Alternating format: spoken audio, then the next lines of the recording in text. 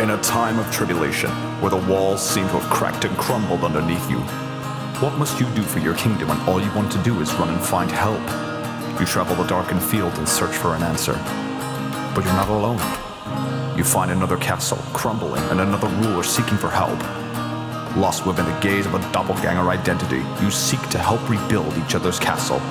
But what happens when both paths intertwine too emotionally? Something you already had and felt strong having throughout the future, lost within the ideology of a brand new light. You infatuate yourself into this life, doing everything you can to keep it close to you, feeling like everything you had was dying and in desperate need of a bright new future. You find later down the line that what you seeked was already there in front of you.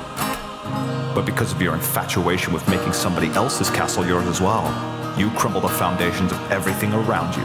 Your henchmen, unsure of what to do, scatter across the field, becoming nothing more than a pack of wild boar, not sure where their prey is. Your counselors, giving you the very thing you needed to stay strong, but at the end of the day, did you really want to be proven wrong again? Your ideology of making things right set you on an egocentric adventure to try and rectify this yourself. But when you know your light has been jaded, do you really know where the right way is deep down? You meet at a crossing point where everyone around you is trying to fix things without their ruler, creating a new empire for themselves, but can only find so much wrong with it when they realize they were the very thing that kept the castle going. They run in aid in a desperate persistence to get you back to your kingdom to rule again, but so much has happened. Eventually, two sides are now fighting over you. Which castle do you take? Which is right and which is wrong? A war begins to erupt. Every side is in a vicious circle pit, and you're the toy kicked around. Suddenly, you flee. You run to the farthest ends of the world to seek your own choices. Believing you had finally escaped, you found a magical lake. A spirit emerges. But it isn't scary, because that spirit is you. Trying to talk to yourself, trying to find the things that went wrong, the things that went right.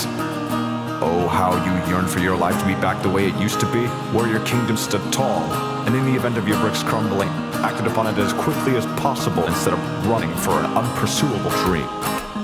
The realization, the epiphany, the very things around you already building back the past for themselves. You are given the most powerful sword you've ever seen.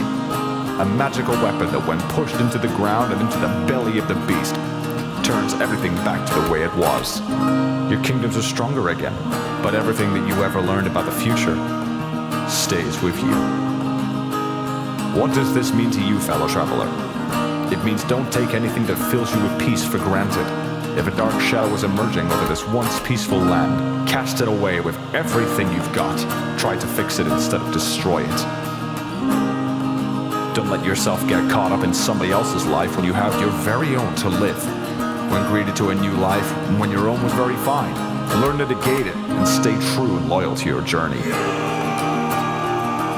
No matter what shadow comes over you, and no matter what peace you find, never go through life regretting a single thing. Your book is your own, and if written the right way, can be the very thing that makes you interesting to read. Every warrior has their scars, but it takes action with those scars to rectify their entire existence. What can you do with your scars? Rebuild this castle that never dies.